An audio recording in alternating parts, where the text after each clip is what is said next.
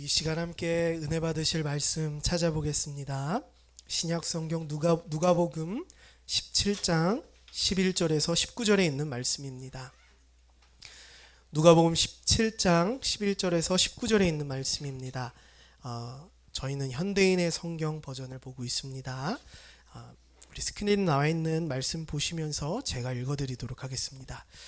예수님이 예루살렘으로 가시는 길에 사마리아와 갈릴리 사이로 지나가시게 되었다. 예수님이 어떤 마을에 들어가시자 문둥병자 10사람이 예수님을 만나 멀리 서서 큰 소리로 예수 선생님, 우리를 불쌍히 여겨 주십시오 하고 외쳤다. 예수님은 그들을 보시고 제사장들에게 가서 너희 몸을 보여라 하고 말씀하셨다. 그들은 가는 도중에 몸이 깨끗하게 되었다. 그들 중 하나가 자기 병이 나은 것을 보고 큰 소리로 하나님을 찬양하며 돌아와 예수님의 발 앞에 엎드려 감사를 드렸는데 그는 사마리아 사람이었다. 이때 예수님은 10사람이 다 깨끗하게 되지 않았느냐? 그런데 9은 어디 있느냐? 이 이방인 외에는 하나님을 찬양하러 돌아온 사람이 없단 말이냐 하시고 그에게 일어나 가거라. 내 믿음이 너를 낫게 하였다 하고 말씀하셨다. 아멘. 오늘 이 말씀을 가지고 예배의 진심, 찬양에 과몰입하지 않는 찬양 예배라는 제목으로 여러분들과 함께 은혜를 나누는 시간 갖길 소망합니다. 먼저 저희 천안 토요 찬양 예배에 오신 여러분들을 진심으로 환영합니다. 저희는 천안 지역과 또 모든 세대에게 복음을 전하는 그런 팀으로 만들어졌고요. 만들어진 지 2달 됐습니다. 그래서 오늘 2번째 정기 예배로 모여서 함께 예배하게 되었습니다. 멀리서 또 여러분들 여러 소식들을 통하여서 이 자리에 오신 여러분들 너무 축복하고 환영합니다. 또 하나님께서 부르신 그 큰 은혜가 있기를 소망합니다. 말씀을 나누겠습니다. 저는요 축구를 굉장히 좋아합니다. 어느 정도로 좋아하냐면요 광적으로 좋아합니다. 20대 때 저는요 아주 축구에 빠져 있었어요. 축구 하는 것도 좋아하고 축구 보는 것도 좋아하고 축구 게임도 좋아하고 막 어느 팀 얘기를 하면 그 팀에 있는 선수들의 이력까지도 다 얘기할 수 있을 정도로 광적이었습니다. 저는 당시에 축구도 좋아했지만 승부에도 굉장히 집착했던 것 같아요. 일단 축구 경기가 시작되면 목사님이고 전도사님이고 어른이고 없습니다. 일단 무조건 태클부터 들어가고 보는 그런 승부욕이 강한 사람이었습니다. 이게 어떤 트로피가 달린 대회면 상관없을 텐데 그냥 교회에 친교하는 모임이에요. 청년들 또 장년들 중고등부 학생들 모여서 축구를 하는데 막 태클하고 있고 막 피가 막 철철 나고 막 이런 사람이 저였습니다. 뒤돌아와서 생각해 보니까 저는 맨날 축구만 하면 트러블 메이커였던 것 같아요. 그 맨바닥에서 요즘은 동혁 형제 그 운동장이 다 인조잔디가 깔려 있죠. 그죠? 저희 때만 하더라도 다 흙바닥이었거든요. 근데 거기서 그냥 태클을 하는 겁니다. 그럼 어떻게 되면 여기 허벅지가 다 쓸려요. 피가 항상 여기는 저는 항상 딱지가 져 있고 피딱지가 항상 있었던 양쪽으로 하도 태클을 해가지고 그 정도로 축구를 좋아하고 그 정도로 축구에 진심이었던 사람이었습니다. 근데 뒤돌아보니까 전 늘 트러블 메이커였던 것 같아요. 그러던 어느 날 제가 이런 생각을 하게 됐습니다. 축구를 하러 가는데요. 아 맞다 주영아, 나는 지금 국가대표 대항전을 하러 가는 게 아니지. 나는 교회에 친교하는 축구 모임에 가는 거지. 그 국가대표 대항전이 아니라면 내가 여기서 이겨야 되는 게 아니라 같이 즐겁게 운동을 해야 되는 것이구나. 다들 표정들이 이상한 사람이네 이렇게 보시는데 제가 좀 그랬습니다. 그런 생각을 이제 하게 된 거예요. 그리고 경기를 하게 됐습니다. 그렇게 관점이 좀 바뀌어지니까 그 다음부터 굳이 제가 피를 흘리면서 태클을 할 이유가 없더라고요. 굳이 제가 진다고 막 화를 내면서 열을 낼 필요가 없더라고요. 그냥 즐겁게 운동하고 돌아가면 되는 거였습니다. 저는 여태까지 어떻게 생각했냐면요. 친교하는 축구 모임이 국가대표 대항전과 같은 어떤 사명이 있다고 생각했습니다. 그래서 거기에 진심을 다해서 그렇게 임했던 것이지요. 한번 넘겨주시면요. 제가 그때 알게 된 것이 이겁니다. 무언가의 본질을 제대로 파악하지 못한다면 방향을 잃게 된다라고 하는 것입니다. 친교하는 축구 모임의 본질을 정확히 파악하지 못하니까 국가대표 대항전처럼 가서 그런 일을 벌였다는 것이죠. 그런데 본질을 제대로 파악하기 시작하니까요, 방향도 제대로 설정되기 시작합니다. 이제 더 이상 가서 목사님에게 태클하지 않아도 돼요. 전도사님한테 불려가지 않아도 됩니다. 주영아 잘했어 이렇게만 하면 돼 앞으로. 이렇게 하는 이야기들을 듣게 되었습니다.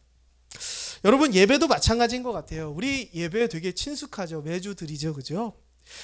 오늘 이 토요 찬양 예배까지 나오신 여러분들이라면 아마 예배에 대해서 누구보다도 더 진심이신 분들이실 것입니다. 마치 20대의 축구의 광 쪽으로 빠져 있었던 저처럼요. 우리가 한 번쯤 여기서 점검해 봐야 될 것이 있다라고 하는 것입니다. 그것이 무엇이냐? 오늘 이 예배의 홍수라 그러죠. 우리 매 주일마다 최소 한 번 이상의 예배를 드리는데, 이 예배마다 나는 지금 어디에다 마음을 쏟고 있느냐라고 하는 것입니다. 예배의 본질을 나는 어디에다 설정하고 있느냐라고 하는 것이지요. 어떤 사람들은요, 지난날에 저처럼 교회에서 하는 축구 경기를 마치 국가대표 축구 경기처럼 임하는 사람들이 있을 것입니다. 마찬가지로요, 종종 어떤 사람들은 예배를 마치 어떤 아이돌 가수의 콘서트처럼 생각하는 사람들이 있지요. 앞에 나와서 찬양하는 사람들이 공연을 하고 나는 그걸 듣는 거야 라는 어떤 인식이죠. 또 어떤 사람들은요, 우리가 합주하는 것을 직장인들 어떤 밴드 합주쯤으로 생각하는 사람들도 있습니다. 여러분, 이렇다면 우리의 본질은요, 완전히 어긋나게 된다라고 하는 것이지요. 교회에서 우리 청년들끼리 또 중고등부 학생들끼리 거기에는 축구에 진심인 저 같은 사람도 있고, 축구를 처음 해보는 사람도 있고, 세모발이라서 내가 발을 대면 공이 어디로 튀어나갈지 모르는 사람들도 있을 것입니다. 거기엔 어떤 본질이 있을까요? 거기에서 잘하는 게 좋은 것이 아닙니다. 친교하는 것이죠. 서로 화합하는 것이죠. 그렇게 세모발이라도 저쪽으로 나가도 잘했어 다음엔 또 이렇게 하면 되지 라고 하는 것이 그 모임의 본질이지 않습니까? 오늘 본질을 잃어버리면 방향성이 잃어버리듯이 예배도 마찬가지입니다. 매주마다 드려지는 예배, 또 매월 우리가 함께 모이는 이 토요 찬양 예배에 우리는 이 예배의 방향성을 어디로 설정하고 있는가, 내 마음이 지금 어디에 쏟아지고 있는가, 본질이 지금 어디에 있는가를 점검해 보는 시간을 오늘 가졌으면 좋겠습니다. 저는 예배의 진심인 여러분들이 하나님의 은혜와 하나님의 영광이 드러나는 온전한 예배를 드리시기를 주님의 이름으로 소망합니다. 그러기 위해서 오늘 본문 말씀을 통해서 우리는 예배하는 우리의 마음의 중심이 어디에 있어야 할까, 그리고 그것이 실제가 되기 위해서 우리는 어떻게 예배해야 될 것인가에 대해서 함께 나누어 보기를 소망합니다. 한번 넘겨주시면요, 첫 번째는요, 능력은 제도적 행위가 아니라 믿음에 있다라는 것입니다. 오늘 본문 말씀에 예수님께서는요, 예루살렘으로 향하시던 길에 어떤 작은 마을을 들리십니다. 근데 그 마을 초입에요, 마을로 들어가시는 초입에 어떤 한 무리가 예수님을 막 부르는 거예요. 근데 그냥 부르는 게 아니라 그 당시에 예수님은 어딜 가든지 따르는 사람들이 많았고 찾는 사람들이 많았기 때문에 웬만해서는 눈에 띄지 않았을 겁니다. 근데 한 무리가 예수님의 발걸음을 세우고 예수님의 시선을 빼앗았다는 것은 이들이 굉장히 20대의 저처럼 광적으로 예수님을 찾았다는 거예요. 이 사람들이 도대체 누굴까 봤더니 이 사람들은 문둥병자들이었습니다. 오늘날로 얘기하면 한센병이라고 할 수 있지요. 지금은 치료가 가능하다고 합니다. 하지만 당시의 의학으로는 치료가 불가능한 병이었습니다. 게다가 더 무서운 것은요, 전염성이 있어요. 고대 사회의 전염병이라고 하는 것은요, 오늘 우리는 코로나, 오미크론 이렇게 하면 우리는 막 그 뉴스에 보면 막 그렇게 현미경을 확대해서 그 균이 어떻게 생겼는지, 그리고 이게 전염성이 있다든지 이런 정보들을 듣지 않습니까? 근데 고대 사회는 그런 게 없었습니다.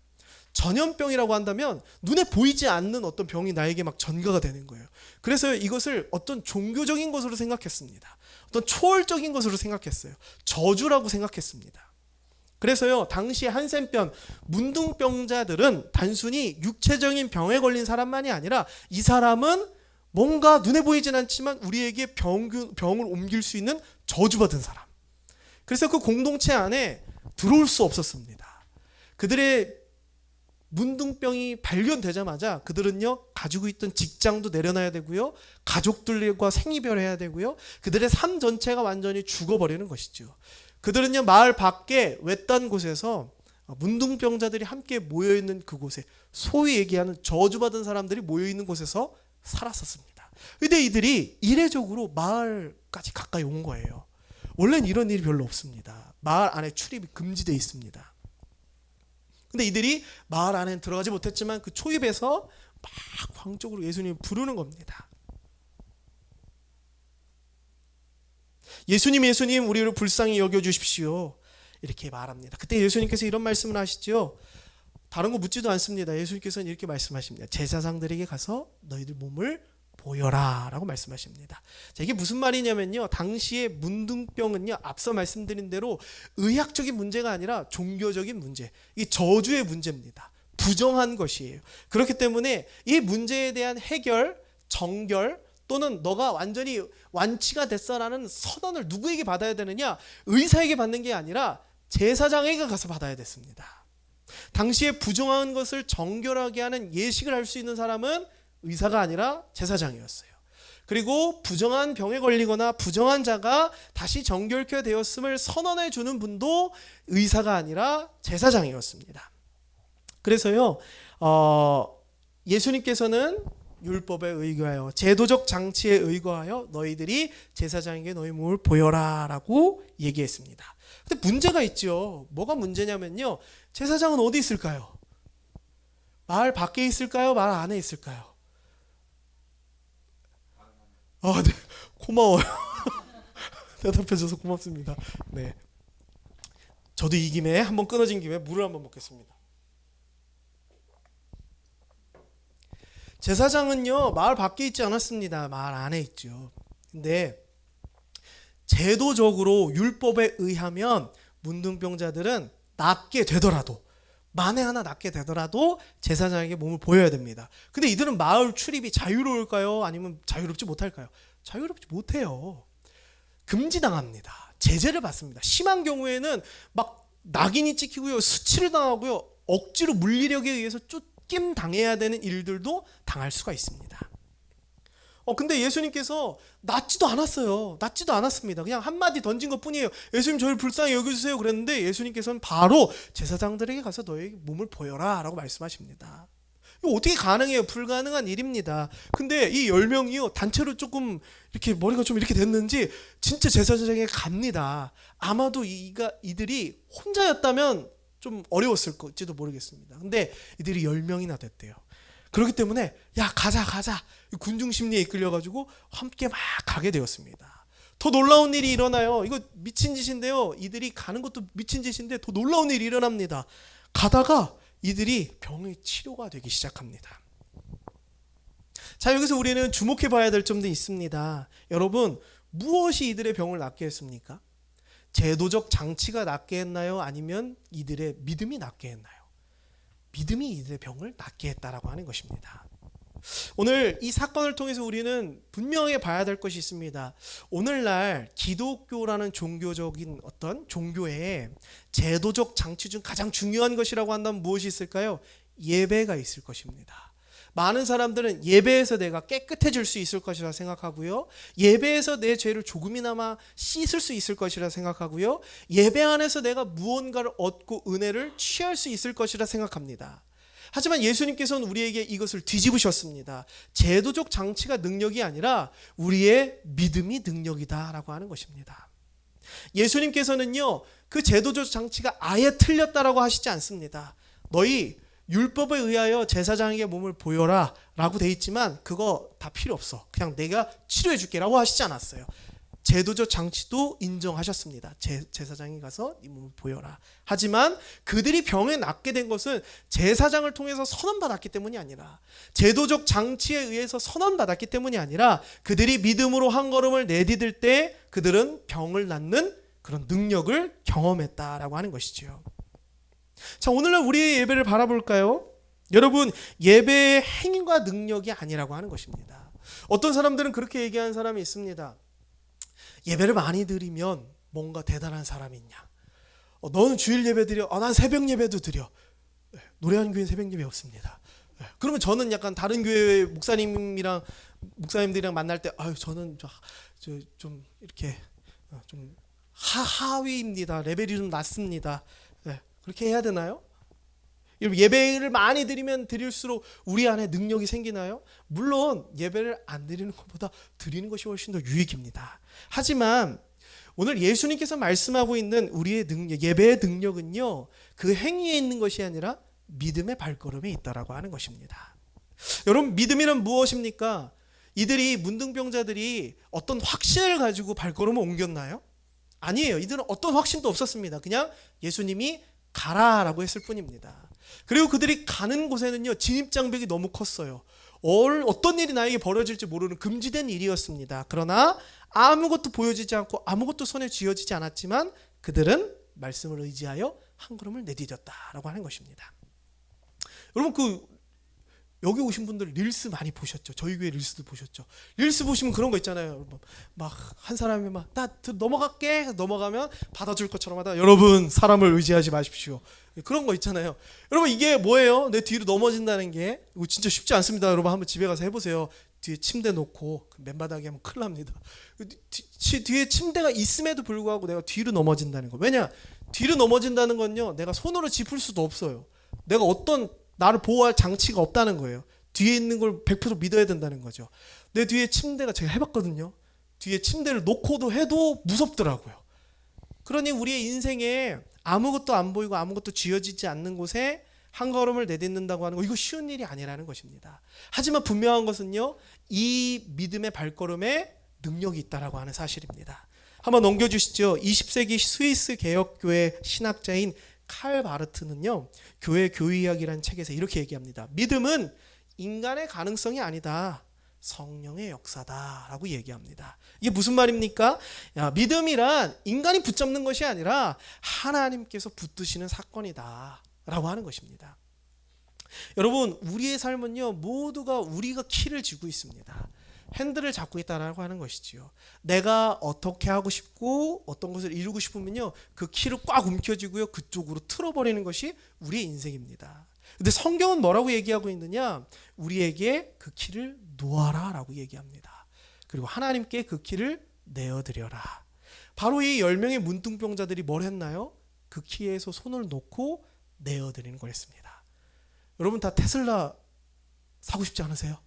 동혁 형제 테슬라 사고 싶지 않아요? 나 동혁 형제가 저렇게 환하게 웃는 거 처음 봤네. 테슬라, 자율주행. 여러분, 혹시 크루즈 되는 거 타보신 적 있으세요? 좀 무섭더라고요. 네, 저 어떤 목사님이 차가 그랜저세요. 크루즈가 되는 거예요. 그 주행 보조가 좀 되는 거예요. 그래서 손을 놓고 고속도로 같은 데는 달리 가는 거죠. 그래서 이게 된다고 저한테 막 자랑하시더라고요. 그래가지고 그거 한번 해주세요. 그래가지고 자, 이제 한다. 그리고 딱 키니까 진짜 손을 놓는 거예요. 근데 제가 막 뒷자리에 앉았는데 막 어떻게 해야 될지 너무 무서운 거야. 막 박을 것 같고. 근데 가더라고요, 잘. 네. 바로 이게 어쩌면 우리의 믿음이지 않을까라고 하는 것입니다. 우리의 손에서 우리의 키를 놓는 것이죠.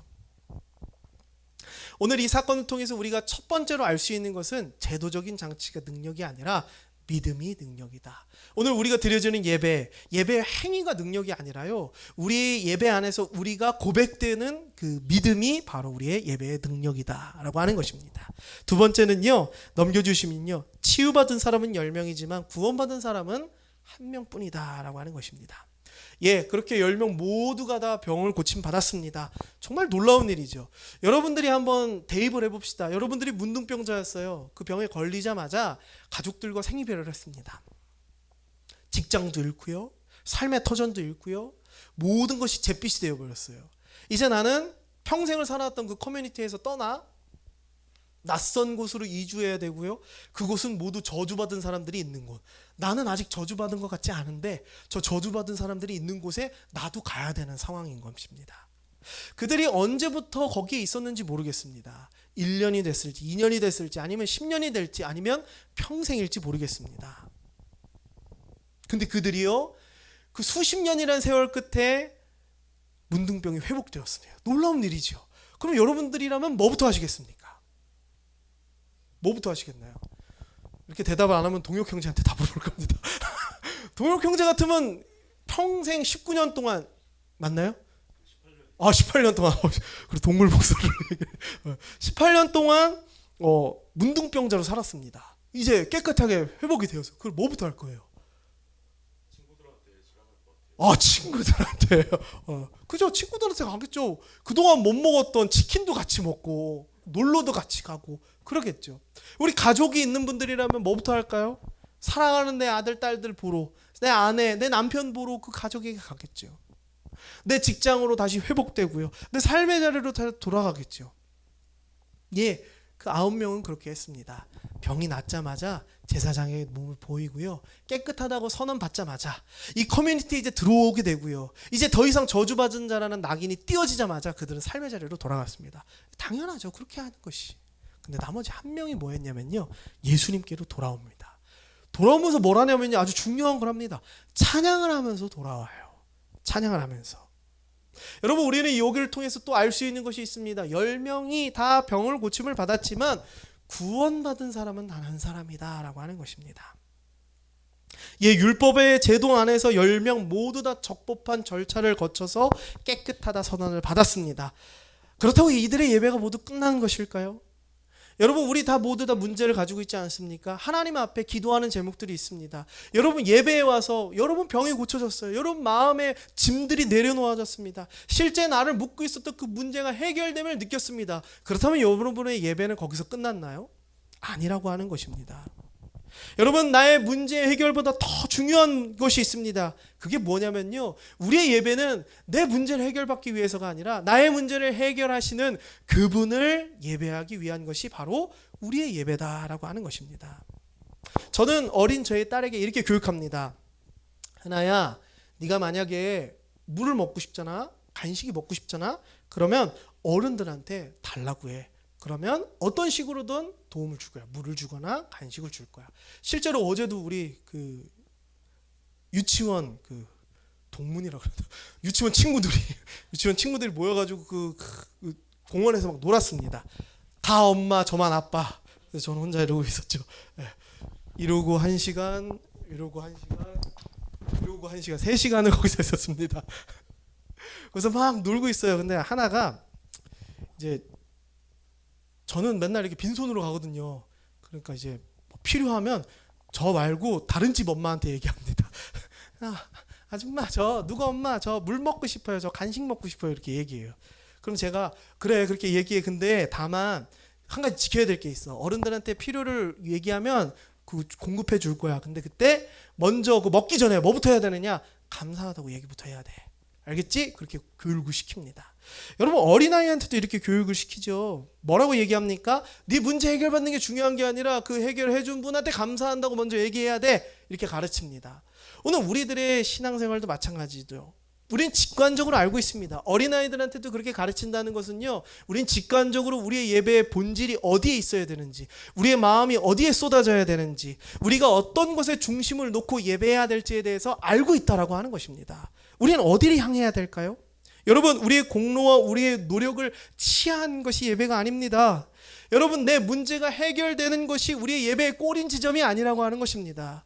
우리의 예배가 나아가야 될 곳, 우리의 마음이 쏟아져야 될 곳은 나의 문제까지도 해결하시는 그분을 향해서 노래하는 것이고, 그분을 예배하는 것이 바로 우리의 예배의 본질이다라고 하는 것입니다. 여러분, 우리 예배팀들에게 나누고 싶은 얘기입니다. 여러분들이 헌신을 하고요, 헌신을 잘하고요, 악기 연주를 잘하면요 만족스럽고, 여러분이 헌신을 잘 못하고 실수를 하고 악기 연주 실수를 하면 여러분 예배가 망쳐진다고 생각하십니까? 여러분이 도대체 누구이시길래 예배를 망칠 수 있는 능력을 가지고 계십니까? 여러분, 예배는 하나님이 주관하십니다. 여기 서 있는 목사도 주관할 수가 없습니다. 여러분, 설교를 잘하고 능력이 있으면 사람들이 변하나요? 그러면 유명한 교회 목사님이 설교하시는 설교를 듣고도 변하지 않는 사람들은 어떤 것입니까? 여러분, 예배는 누구도 주관할 수가 없습니다. 정말 능력 있고 이름이 유명한 분이라 할지라도 예배를 주관할 수는 없습니다. 예배는 오직 누가 주관하시느냐? 하나님이 주관하십니다. 여러분, 그러기에 우리는 예배 안에 사소한 문제에 집중할 필요가 없다라고 하는 것입니다. 나의 문제 해결에 집중하지 마십시오. 나의 문제를 해결해 주시는 하나님께 집중하십시오. 그리고 그분을 위해 연주하십시오. 그분을 위해 헌신하십시오. 그리고 그분만을 노래하십시오. 그것이 바로 우리의 예배가 되어져야 될 것입니다. 오늘 본문에서도요, 10명이 치료받았습니다. 1명이 구원받았어요. 그 모든 일을 행하신 분은 누구십니까? 다 단 한 분이신 하나님이십니다. 여러분, 악기 연주는 여러분을 구원할 수 없습니다. 완벽한 연주를 한다고 우리의 죄가 용서받지 않습니다. 여러분의 노력과 헌신이 여러분을 구원할 수 없습니다. 여러분의 삶을 포기하고 헌신한다 해도 그 헌신이라는 행위는 여러분들의 죄를 용서할 수 없다라고 하는 것이죠. 오직 하나님만이 여러분의 죄를 용서하실 수 있습니다. 오직 하나님만이 여러분을 구원하실 수 있습니다. 우리의 노래, 우리의 예배는요, 오직 그 하나님을 향해야 된다라고 하는 것이죠. 마지막 한 가지만 더 말씀드리고 말씀을 마치려고 합니다. 우리 찬양팀들은 자리에 좀 나와 주시지요. 본문에 아주 중요한 부분이 있습니다. 10명의 사람들 중 10명 모두 치료받았고요. 그 한 명은 구원받았습니다. 그리고 예수님께 돌아오는 중에요, 그가 뭘 했냐면 찬양을 했습니다. 여러분, 누가 찬양을 할 수 있을까요? 찬양을 할 수 있는 사람은요, 바로 나를 구원하시는 하나님을 아는 사람이, 그 구원하심을 경험한 사람이 하나님을 찬양할 수 있었다라고 하는 것입니다. 더 놀라운 반전이 있습니다. 예수님께서 그 찬양을 하면서 돌아온 그 한 사람에게 물어보세요. 다른 사람 다 어디 있느냐? 모르겠습니다. 저만 왔습니다. 그 얘기 가운데 한 구절에 설명이 있는데 그거 뭐라고 나오느냐? 그는 이방인이었다라고 얘기합니다. 무슨 얘기입니까? 구원받을 자격이 없는 사람이었어요. 당시에 유대인의 해석으로 본다면 그는 구원받을 자격이 없는 사람입니다. 근데요, 그는 구원받았습니다. 그리고요, 더 나아가 하나님을 찬양하는 삶을 살았습니다. 오늘 사랑하는 예배자 여러분, 저희는 찬양 예배를 섬기고 있습니다. 노래하는 교회에 속한 팀도 아니고요. 저희는 외부에 이렇게 있는 선교단체입니다. 천안 토요 찬양 예배라는 선교단체입니다. 다만 저희 노래하는 교회에서 지원하고 있죠. 여러분, 이 예배가 찬양에 과몰입하지 않기를 소망합니다. 헌신에 과몰입하지 않기를 소망합니다. 저희 예배는 이제 2번째 예배를 드렸습니다. 그리고 저는요, 정말 단기적으로는 1년이라는 시간을 보고 있고요. 그 이후에 장기적으로는 더 많은 시간들을 보면서 이 팀을 꾸려나가려고 하고 있습니다. 저희는 비전을 가지고 있습니다. 천안이라는 이 도시에 젊은 세대들만 있는 것이 아니라 어린 세대들도 있고요. 나이가 좀 있으신 세대들도 있습니다. 또한 도심에만 이런 분들이 있는 것이 아니라 저희는 농촌에 있는 어르신들을 섬기려는 비전도 가지고 있습니다. 이런 비전을 가지고 우리가 나아가는 데 있어서 우리가 어떠한 행위에, 어떤 제도적 장치에 몰입해서는 안 된다고 하는 것입니다. 우리는 여기에서 아무것도 없이, 기타가 없이, 드럼도 없이, 아무것도 없이 그냥 목소리로 찬양한다 해도 우리는 이 한 명의 이방인처럼 하나님의 구원하심을 찬양할 수 있는 여러분들이 되시길 소망합니다. 그렇다면 우리는요, 어디든지 갈 수 있을 것입니다. 우리가 가진 것이 없다 하더라도, 여러분들 보셨죠? 저희는 실력도 그리 대단하지도 않습니다. 장비도 대단치도 않습니다. 가지고 있는 것들도 없습니다. 사실 저는 아무런 계획도 없습니다. 하나님이 비전을 주셨을 뿐, 그리고 그냥 이렇게 합시다라고 선언했을 뿐, 여기 있는 섬기는 분들도 이거 모르고 다 헌신한다고 하셨습니다. 첫 모임 때 제가 우린 이런 팀을 할 겁니다. 적지 않은 충격을 받으신 분들도 있으실 것입니다. 하지만 저도 잘 모르겠습니다. 하지만 하나님께서 그 일을 이루어 가실 것이라 믿습니다. 우리는 이 병 고침받은, 구원받은, 찬양하는 이 한 사람 이방인처럼 예배할 수 있는 여러분들이 되었으면 좋겠습니다. 우리 이런 마음을 가지고